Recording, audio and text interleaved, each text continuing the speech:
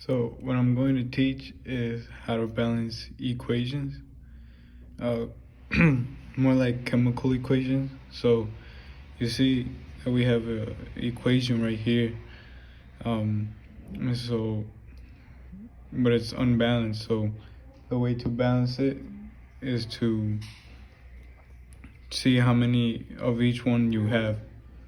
So for hydrogen, you have 2. For chlorine, you have 2.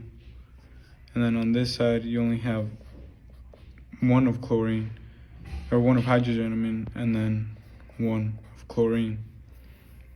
So the balance is, as you can see over here, this number has to be converted into 2. So the way you do that, just add a 2. And so when you read this again, hydrogen, there will be 2, and then there will be 2 of chlorine.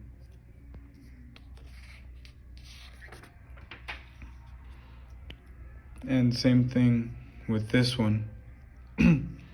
So you see we have mercury right here, and we count them. So there's 1 of mercury, and for oxygen, there's only 1. Then you look over here, you only have 1 of mercury, but 2 of oxygen. So the only thing you need to convert is the oxygen. So you put 2 right here, and you recount this whole phrase. So there will be 2 of mercury, and then there will be 2 of oxygen. So after you do that, you see that these don't match up. So mercury, there's also has to be a 2. So you have to add a 2 in front of mercury, but that's only going to apply to mercury because this is 2 separate. They're separate, they're adding each other up.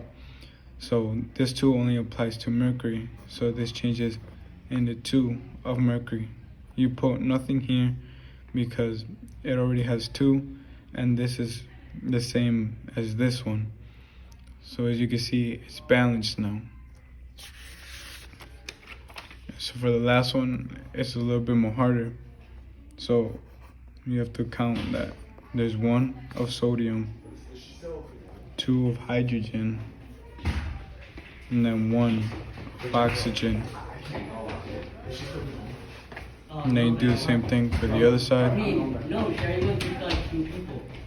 Oh, okay, I'm gonna go back in then. Weren't you just in my classroom? Yeah. Why are you going down the stairs? We could find my locker from no clue. As you can see, there's 1 hydrogen here and then 2 here. So you add them, which will equal 3 hydrogen.